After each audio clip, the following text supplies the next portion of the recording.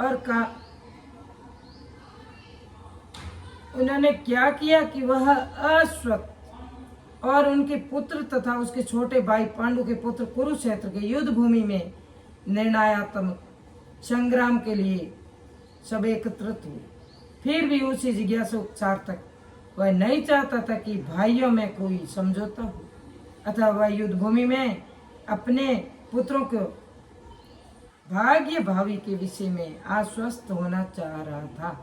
क्यों कि इस युद्ध को कुरुक्षेत्र में लड़ा जाना था, जिसका उल्लेख सब वेद शास्त्रों में स्वर्ग के निवासियों के लिए भी तीर्थ स्थल के रूप में आज हुआ है।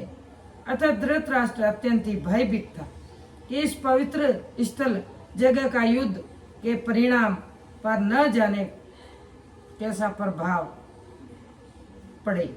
उसे भली भांति ज्ञात था कि इस प्रभाव अर्जुन तथा पांडु के अन्य पुत्र पर अत्यंत अनुकूल पड़े, क्योंकि स्वभाव से ही वे तो पुण्य आत्मा थे। पांडु संजय श्री व्यास जी का शिष्य था, अतः उनकी कृपा संजय धृतराष्ट्र के कक्ष में बैठे बैठे कुरुक्षेत्र के युद्ध स्थल का दर्शन कर सकता था।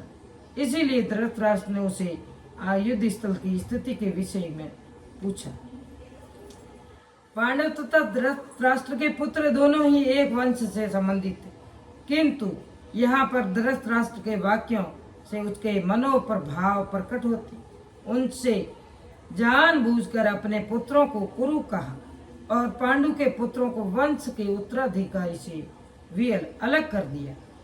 इस तरह पांडु के पुत्र तथा अपने भतीजों के साथ धृतराष्ट्र की मन की स्थिति समझी जा सकती। जिस प्रकार धान के खेत को अवांछित पौधों को उखाड़ दिया जाता है, उसी प्रकार इस कथा के शुरुआत से ही ऐसी आशा की जाती है कि जहाँ धर्म के पिता श्री कृष्ण उपस्थित हो, वहाँ कुरुक्षेत्र रूपी खेत में दुर्योधन आदि धृतराष्ट्र के पुत्र रूपी अवांछित पुत्रों को समूल से जड़ से नष्ट करके युधिष्ठिर आदि नित्यान्त धार्मिक पुरुषों की स्थापना की जाए। जहाँ धर्म क्षेत्र तथा कुरुक्षेत्र शब्दों की उनकी ऐतिहासिक तथा वैदिक महानता के अतिरिक्त यही सार्थकता है।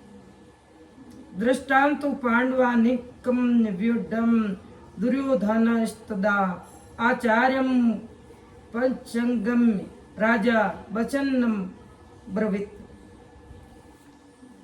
तो संजय कहा, हे राजन, पांडु पुत्रों द्वारा सेना की व्यूह रचना देखकर राजा